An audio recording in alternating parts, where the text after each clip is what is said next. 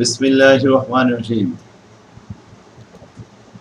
The following is the balance sheet of a company as on 31st March.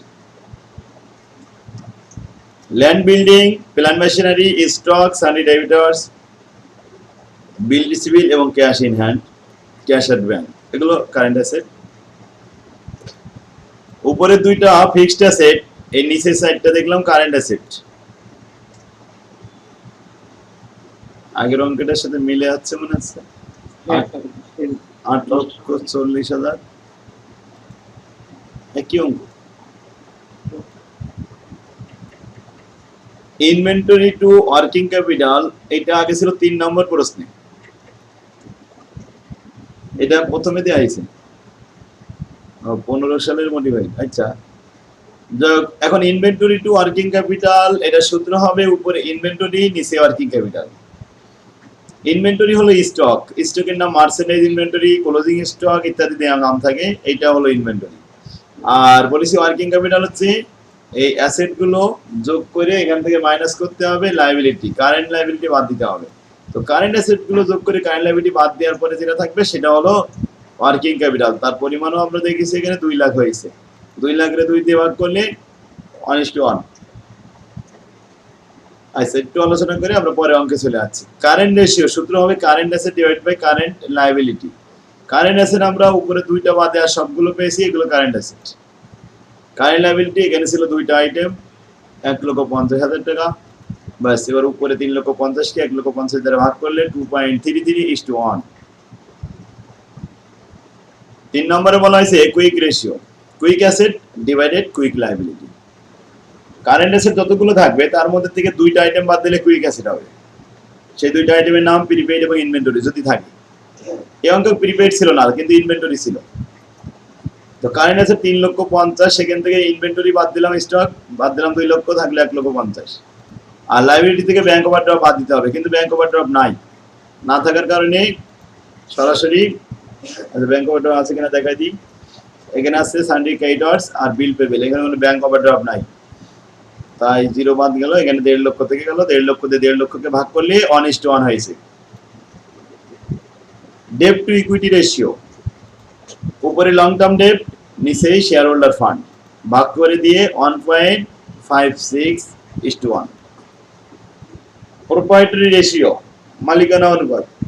Proprietary share holder ফান্ডকে total asset দ্বারা ভাগ করতে হবে। Proprietor মালিক পক্ষ, মালিকের যে পাওনা, এটাকে মালিকানা বলা হয়, অথবা এটাকে বলা হয় শেয়ার হোল্ডার ফান্ড, এটাকে ইকুইটি ফান্ড বলা হয়। শেয়ার হোল্ডার ফান্ডকে ভাগ করলাম টোটাল অ্যাসেট দিয়ে, তাহলে এখানে ফলাফল যেটা আসলো 0.32:1। Capital gearing ratio, fixed interest bearing divide by equity fund. Fixed interest এই যে 12% হারে 4,20,000 টাকা, এটাকে আমরা ভাগ করব ওনার্স ইকুইটি ফান্ড দিয়ে। ওনার্স ইকুইটি ফান্ড 2,70,000 ভাগ করে 1.56:1।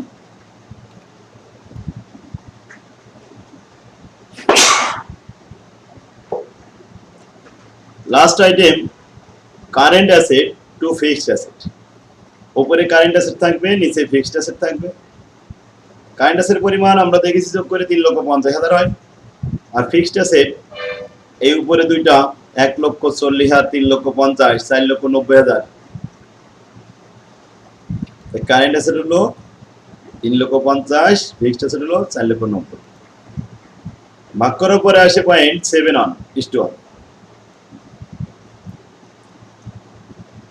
তাহলে আমরা ওয়ার্কিং ক্যাপিটালের ক্ষেত্রে স্যার কারেন্ট অ্যাসেট থেকে কোনটা বাদ দিতে হয়? কারেন্ট লায়াবিলিটি বাদ দিতে হয়। নেক্সট অঙ্ক পাচ্ছি 12 নাম্বার, খুব ইম্পর্টেন্ট একটা অঙ্ক।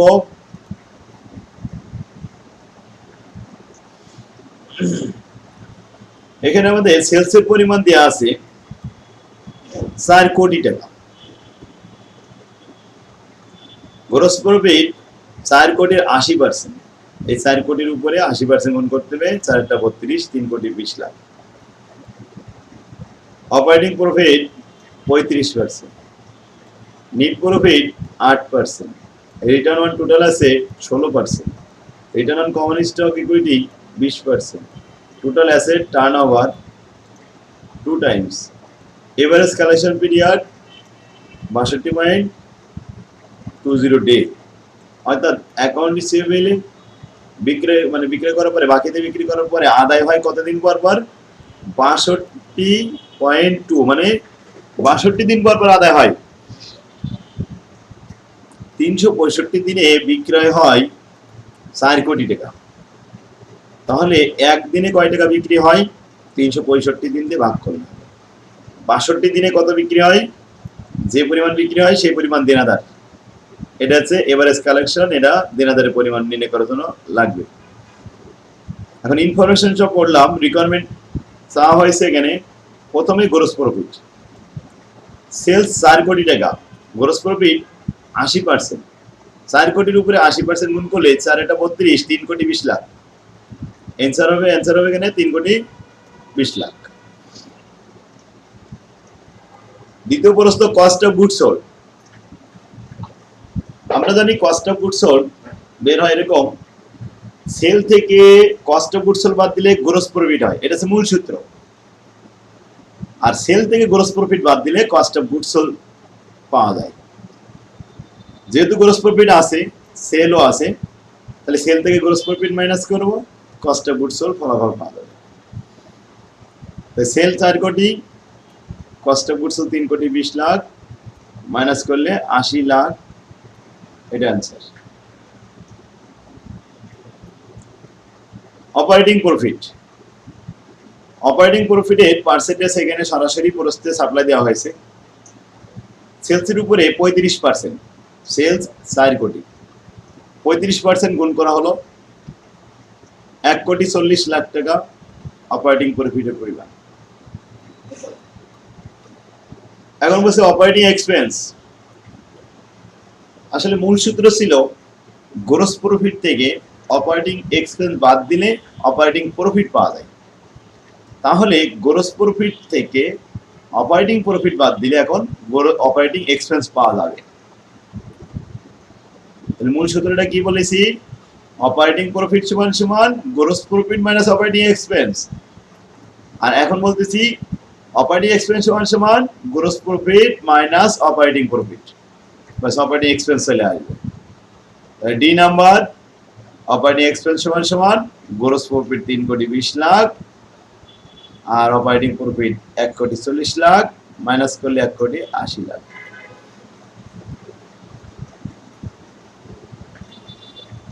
এই নম্বর হচ্ছে earning available for common stock share holders. এটা দেখাতে হবে। Earning available for common stock share holder কিভাবে বের করব? এটা ইনফরমেশন ছকে দেওয়া ছিল। নেট প্রফিট মার্জিন, মালিকের প্রকৃত আয়ের হার 8%। Earning available for common stock share, এটা সংক্ষেপে বলা হয় ইএসিএস। ইএসিএস earning available for common stock share, শুধুমাত্র সাধারণ শেয়ারের আয়। সেলসের উপরে নেট প্রফিট মার্জিন গুণ করতে হবে, তাহলে চলে আসবে 32 লাখ টাকা। এটাই answer. Total asset, total asset সম্পর্কে আমাদের ইনফরমেশন দেওয়া হয়েছে ছকের মধ্যে। Total asset turn over 2 time, এই টার্ন ওভার বলতে সেলস। এখন সেলস কত ছিল? 4 কোটি। টোটাল অ্যাসেট যা হবে তার দ্বিগুণ হলো সেল, তাহলে সেলসের অর্ধেক হবে total asset.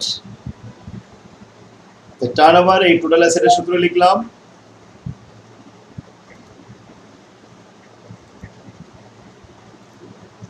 Sales divided by total asset turnover.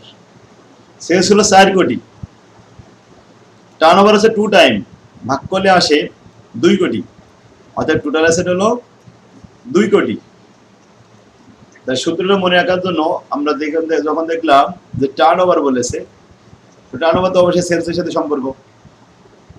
কত টাইম? সেল হলো টোটাল অ্যাসেটের দ্বিগুণ, সেল যদি হয় 4 কোটি, অ্যাসেট হবে 2 কোটি। Total common stock equity,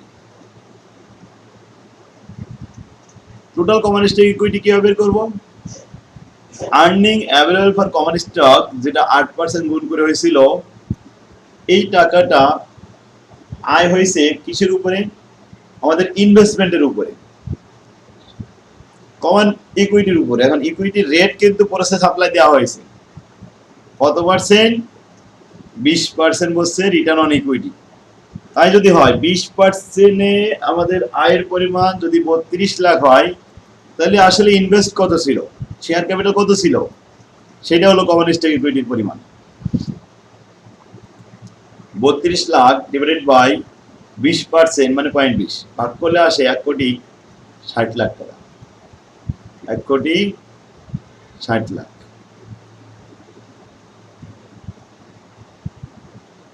sir 32 লাখের মধ্যে কোথায় পেলাম? 32 লাখ টাকা আমাদের earning available for common stock সাধারণ শেয়ারের পরিমাণ। এই যে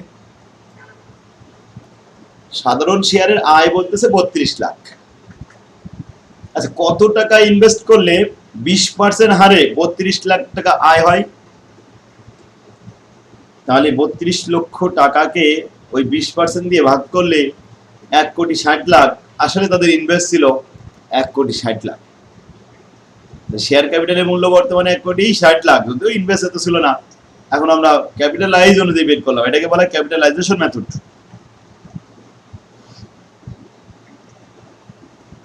এইচ নাম্বার অ্যাকাউন্ট রিসিভেবলের পরিমাণ, কালেকশন পিরিয়ড বলেছিল 62.20 ডেজ। অ্যাকাউন্ট রিসিভেবল কি? যে সমস্ত দেনাদারগুলো এখনো আদায় হয়নি, আদায় হবে, এগুলো আমাদের সম্পদ, এগুলো হচ্ছে অ্যাকাউন্ট রিসিভেবল, দেনাদার প্রাপ্য। এখন আমরা হিসাব করব যে 62 দিনের বিক্রয়ের টাকা বকেয়া রয়েছে, আমরা পাবো। 4 কোটি টাকা হয় 365 দিনে। একদিনে কত, 62 দিনে কত? তাহলে আমরা এরকম দেখবো যে সেলস ডিভাইডেড বাই 365 গুণ 62। 4 কোটিকে 365 তে ভাগ করে 62.2 দিয়ে গুণ করার পরে 68,16,438 টাকা 36 পয়সা। কি হচ্ছে দিনাদারের পরিমাণ? সবাই বুঝতে পারছে তাই না?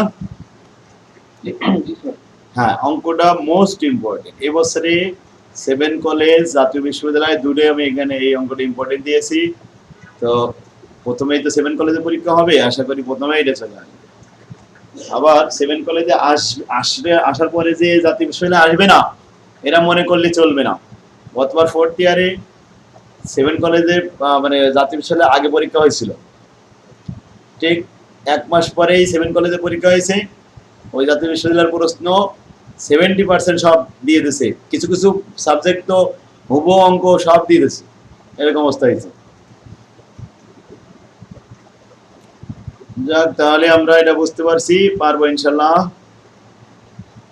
নেক্সট অঙ্ক 13, fixed asset current asset.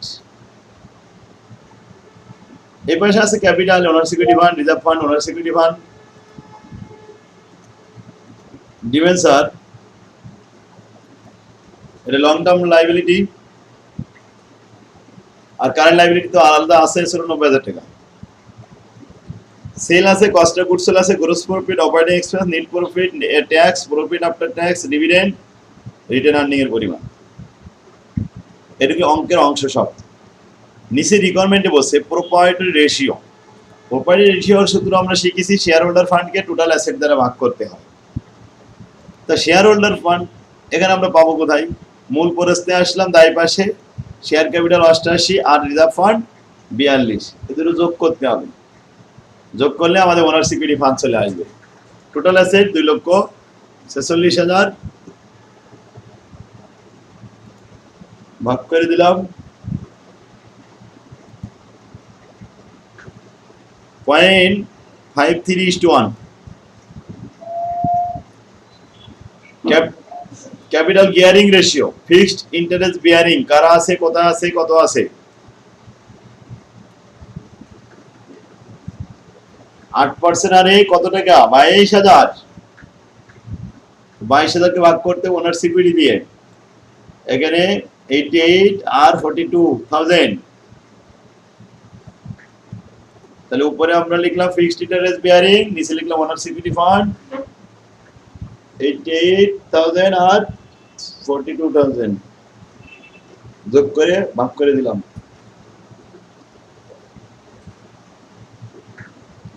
Point 17:1।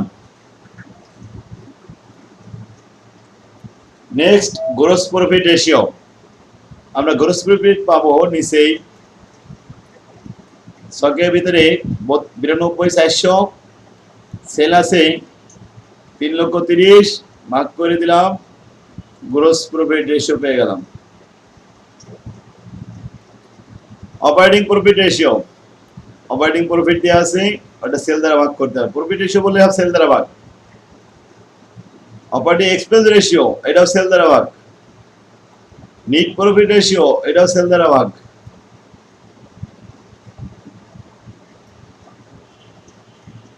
কোনটা থাকলে স্যার সেল দ্বারা ভাগ হবে? Gross profit, operating profit, operating expense, NEET profit, এসব।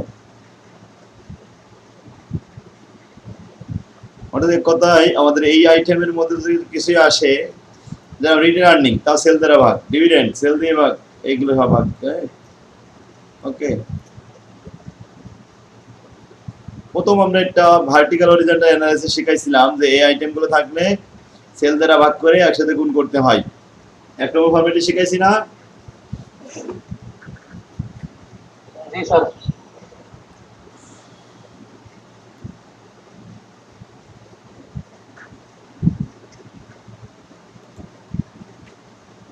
4 number operating ratio. Operating profit ratio, operating ratio বলছে অপারেটিং প্রফিট রেশিওটা।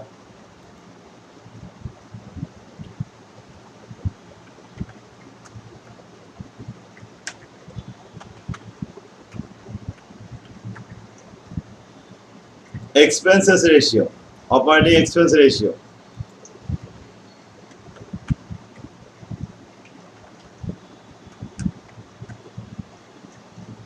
নিট প্রফিট রেশিও, সব সেল দিয়ে ভাগ করতে হবে। Return on proprietaries equity ratio, এখন রিটার্ন হইছে প্রোপ্রাইটারি ইকুইটি বলতেছে। Net income before tax divided by proprietary fund বা ওনার্স ইকুইটি ফান্ড বা শেয়ার হোল্ডার ফান্ড। আর নিট ইনকাম এখানে বিফোর ট্যাক্স, এই জন্য ইন্টারেস্ট যোগ করে নিতে হবে, ট্যাক্স যোগ করে নিতে হবে, সবগুলো নিয়ে তারপরে আমাদের বের করতে হবে।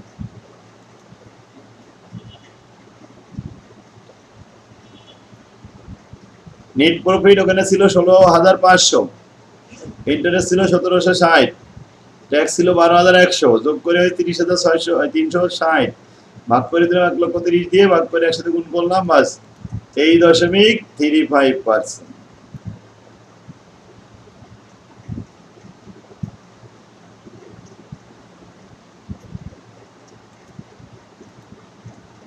তাহলে আমরা মোটামুটি শিখতে পারছি নাকি? আলহামদুলিল্লাহ। এখন এই অঙ্কগুলো সব একই রকম। দেখেন এখানে সেল দিয়ে আছে, কস্ট অফ গুডস সেল দিয়ে আছে, গ্রোস প্রফিট বলা আছে, তার মানে 14 নম্বরটা সেম 13 মতোই, শুধুমাত্র একটু ফিগারটা একটা দুটো চেঞ্জ আছে। 15 নম্বরে ইনভেন্টরি, ক্যাশ, এগুলো অ্যাসেট লায়াবিলিটি দেওয়া আছে। ডিউরিং দ্য ইয়ার সেলস হয়েছে 8 লক্ষ টাকা এন্ড পারচেজ হয়েছে 4,50,000। Current ratio, asset ratio, inventory turnover ratio, account receivable, account payable.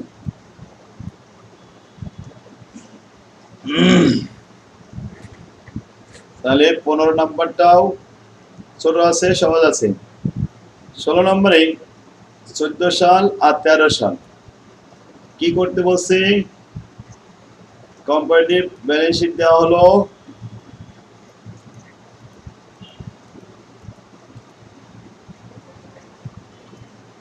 এবার বলছে যে এই ইনকাম স্টেটমেন্টের ভিতরে ইনক্লুডিং নেট সেল আছে 1 লক্ষ টাকা, কস্ট অফ গুড সেল আছে 60,000 টাকা, নেট ইনকাম আছে 15,000 টাকা। কম্পিউট দ্য ফলোইং রেশিও, কি কি করতে হবে? কারেন্ট রেশিও করতে হবে। অ্যাকাউন্ট রিসিভেবল টার্নওভার দেখাতে হবে, ইনভেন্টরি টার্নওভার দেখাতে হবে, প্রফিট মার্জিন বের করতে হবে, আর্নিং পার শেয়ার দেখাতে হবে।